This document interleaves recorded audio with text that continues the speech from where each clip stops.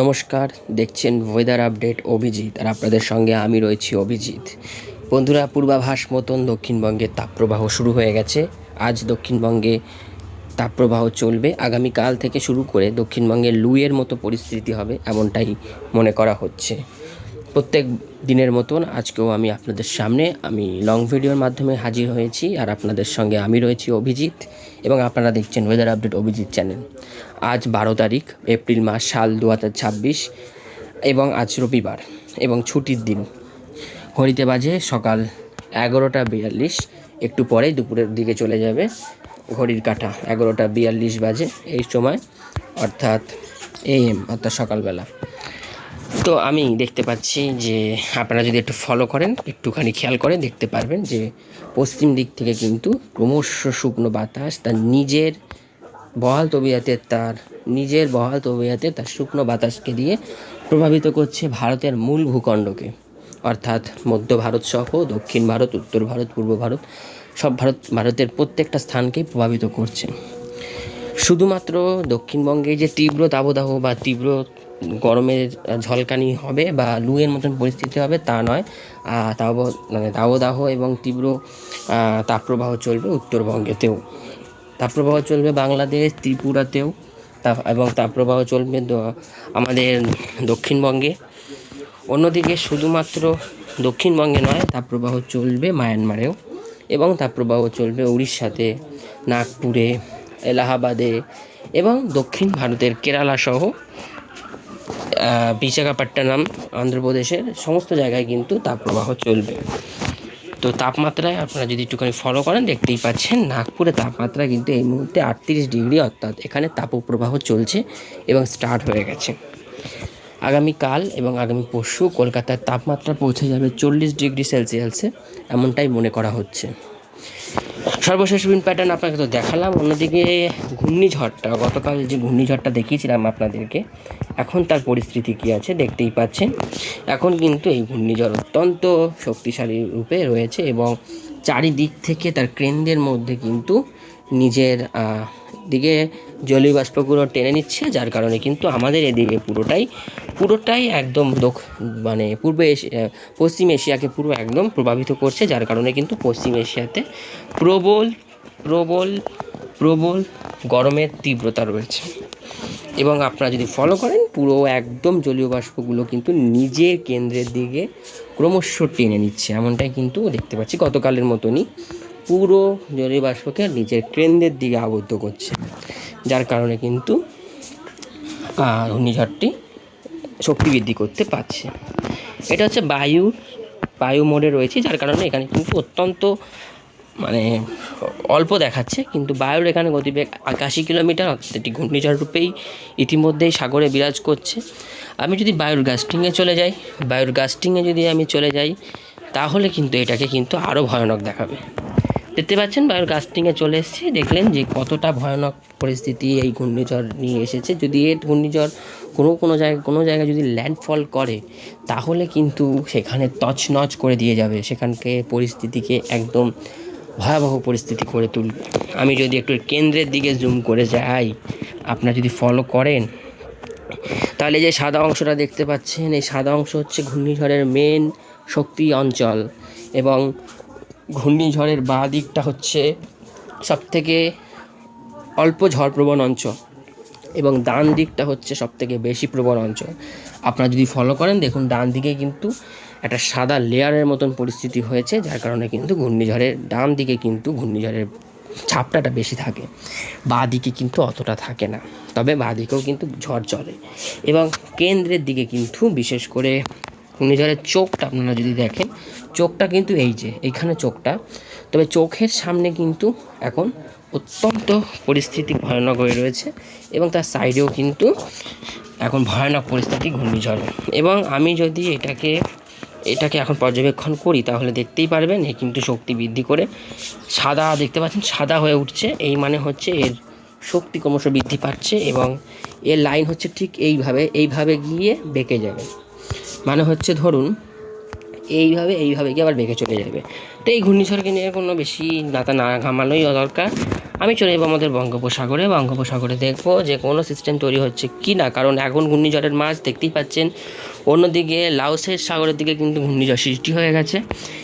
হ্যাঁ, কোনো সিস্টেম নেই আগামী 26 তারিখ পর্যন্ত দক্ষিণবঙ্গে। তবে এখন কোনো ঝড় বৃষ্টির কোনো পূর্বাভাস দক্ষিণবঙ্গে নেই। দক্ষিণবঙ্গ বঙ্গোপসাগর সহ আরব সাগর কিন্তু এখনও পর্যন্ত দেখাচ্ছে আমাদের সিস্টেমে পুরোপুরি শান্ত থাকবে। আপাতত বঙ্গোপসাগর আর আরব সাগর কোনো উত্তালের কোনো পূর্বাভাস এখনও পর্যন্ত নেই, না আছে কোনো ঝড় বৃষ্টির কোনো পূর্বাভাস।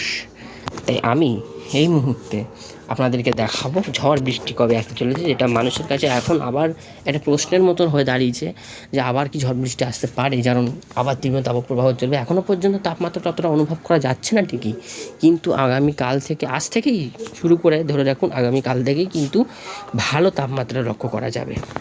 আমি যদি এটাকে এগিয়ে নিয়ে যাই এবং এগিয়ে নিয়ে গিয়ে আপনাদেরকে দেখাই, তাহলে দেখবেন যে কোনো ঝড় বৃষ্টির কোনো পূর্বাভাস কিন্তু দক্ষিণবঙ্গের জন্য নেই। তবে আপনাদেরকে একটা আশার খবর শোনাতে পারি আমি, সত্যি আশার খবর এটা একটা, যে আমাদের দক্ষিণবঙ্গে কিন্তু বৃষ্টি আসতে চলেছে। একদম ঠিক শুনেছেন, আমাদের দক্ষিণবঙ্গে কিন্তু বৃষ্টি আসতে চলেছে আগামী 26 তারিখ থেকে।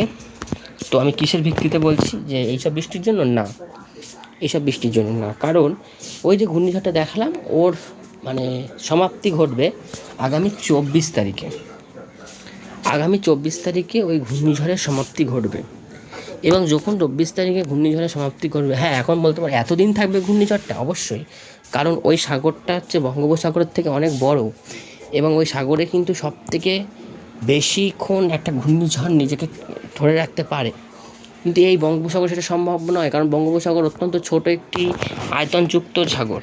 আমি যদি একটুখানি জুম করে আপনাদের দেখাই, দেখতেই পাচ্ছেন পুরো ছোট্ট একটা আয়তনযুক্ত সাগর, মাত্র ছোট একটা আয়তনযুক্ত সাগর। যখনই কোনো ঘূর্ণিঝড় সৃষ্টি হয়, নয় এদিকে চলে যায়, নয় এদিকে চলে যায়, নয় এদিকে, যে কোনো একদিকে সে মুভ করে। কিন্তু এই সাগরে ঘূর্ণিঝড় কি দেখতে তো আপনাদের সামনেই দেখালাম যে এ ঠিক সোজাভাবে আসে আবার রিটার্ন ব্যাক করে, যার কারণে এর টাইমিংটা অনেকটা বেশি। তাই 24 তারিখের পরে নিঃস্ব হয়ে মানে পুরো বিলীন হয়ে যাবে সাগরের মধ্যে, এটা কোনো জায়গায় আছড়ানোর কোনো পূর্বাভাস নেই। তবে সেই 24 তারিখের পর 25 তারিখ থেকে কিন্তু একটা অনুকূল পরিস্থিতি হবে আমাদের দক্ষিণবঙ্গে। তবে 25 তারিখ কিন্তু দাবদাহ চলতে থাকবে।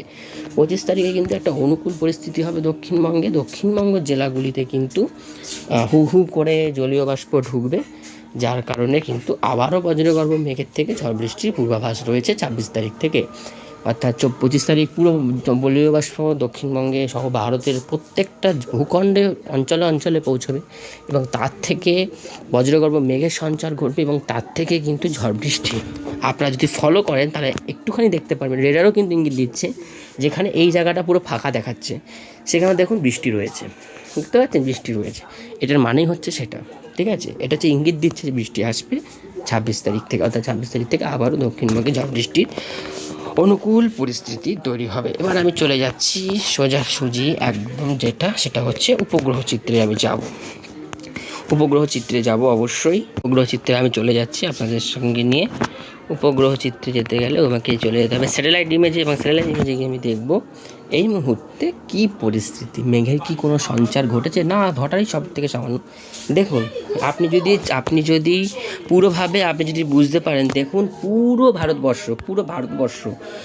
ভারতবর্ষ কিন্তু পরিষ্কার হয়ে রয়েছে, পুরো ভারতবর্ষ কিন্তু পরিষ্কার হয়ে রয়েছে। আপনি যদি একটু ফলো করেন, দেখুন পুরো ভারতবর্ষ পরিষ্কার, শুধু ভারত নয় পুরো এশিয়া মহাদেশে পুরো পরিষ্কার, দেখতে পাচ্ছেন।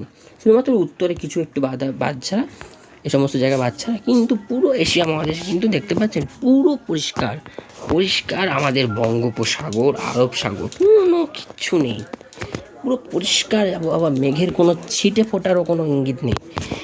এবং আপনারা যদি একটু ফলো করেন, আপনাদেরকে যে জুম করে দেখায়, দেখুন পুরো দক্ষিণবঙ্গ সহ উত্তরবঙ্গ, যেন প্রকৃতি বুঝিয়ে দিচ্ছে যে উত্তরবঙ্গ আমি বৃষ্টি দেবো না। ঠিক সেরকমভাবে কিন্তু পুরো বাংলাদেশ সহ দক্ষিণবঙ্গ সহ ভারত সহ দক্ষিণ থেকে উত্তর থেকে পূর্ব থেকে পশ্চিম পুরো মেঘ পরিষ্কার, এবং পুরো এশিয়া মহাদেশের বেশিরভাগ দেশই কিন্তু পরিষ্কার রয়েছে। সেটা অনুকূল পরিস্থিতি ঘটবে আগামী 25 তারিখের পর, ওকে 26 তারিখ থেকে। কিন্তু ততক্ষণ পর্যন্ত দক্ষিণবঙ্গে চলবে তীব্র দাবদাহ। এবার আমি চলে যাব শেষ সেটা হচ্ছে একদম তাপমাত্রাতে। দেখুন তাপমাত্রাতে আমি চলে আসছি, তবে আপনাকে আমি বলি তাপমাত্রা কিন্তু অত্যন্ত প্রবল ভয়ানক পরিস্থিতিতে পৌঁছবে। এখনও পর্যন্ত কিন্তু তাপমাত্রা সেরকম হারে বাড়তে পারেনি। কলকাতায় 33, দেখতেই পাচ্ছেন, কোলাঘাটে 33, চন্দননগর 33, কলকাতা 33, কোলাঘাটে 33, চন্দননগর 33, আরামবাগে 33, খড়গপুরে 35, চাকুলিয়াতে 35, বাঁকুড়া 35, পুরুলিয়া 35, বর্ধমান 32, শান্তিপুর 32, মানে 30, 32, 31, 32, 33, 34, 35-এর মধ্যে দক্ষিণবঙ্গ। অন্যদিকে বাংলাদেশে দেখতে পাচ্ছি 31, 32-এর মধ্যে, যেমন খুলনা 33, পিরোজপুর 33, বরিশাল 32, মাদারীপুর 32, হ্যাঁ, ফরিদপুর 32, সব জায়গা থেকে কিন্তু দেখতে পাচ্ছি 31, 32-এর মধ্যে কিন্তু সীমাবদ্ধ রয়েছে। অন্যদিকে আমাদের ত্রিপুরার দিকে যদি নজর রাখি, ত্রিপুরাতেও কিন্তু গরমটা রয়েছে 31, 32-এর মধ্যেই রয়েছে ত্রিপুরায়, তবে একটু কম, তবে 31, 32-এর মধ্যেই ত্রিপুরা সীমাবদ্ধ রয়েছে। তবে সেটা কিন্তু কালকে থেকে পরিস্থিতিটা একটু বদলাবে, এই 11টার সময় আরটু তাপমাত্রা বেড়ে যাবে, 34-এর মধ্যে চলে যাবে।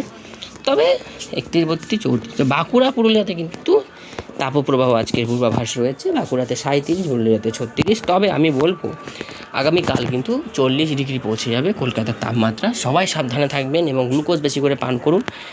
তো কয়েকদিন কিন্তু তাপমাত্রা কিন্তু যে হারে বাড়বে, দেখতে পাচ্ছেন বেড়ে গেল। আগামীকাল দেখাচ্ছে কলকাতায় 35, তবে 40 ডিগ্রি ধরে রাখুন, 40 ডিগ্রি কলকাতায়। বাঁকুড়াতে 37 দেখাচ্ছে, 42 ডিগ্রি। বাঁকুড়াতে আগামীকাল 42 ডিগ্রি হয়ে যাবে। বাঁকুড়াতে 37, পুরুলিয়াতে 37। তবে চিন্তা করবেন না, তাই এটা তাপমাত্রাটা অনেক বাড়বে, আরও বাড়বে। তো এই ছিল আজকের আবহাওয়ার খবর। কেমন লাগলো অবশ্যই জানাবেন। ভালো থাকুন, সুস্থ থাকুন, সাবধানে থাকুন। সবাইকে জানাই টাটা।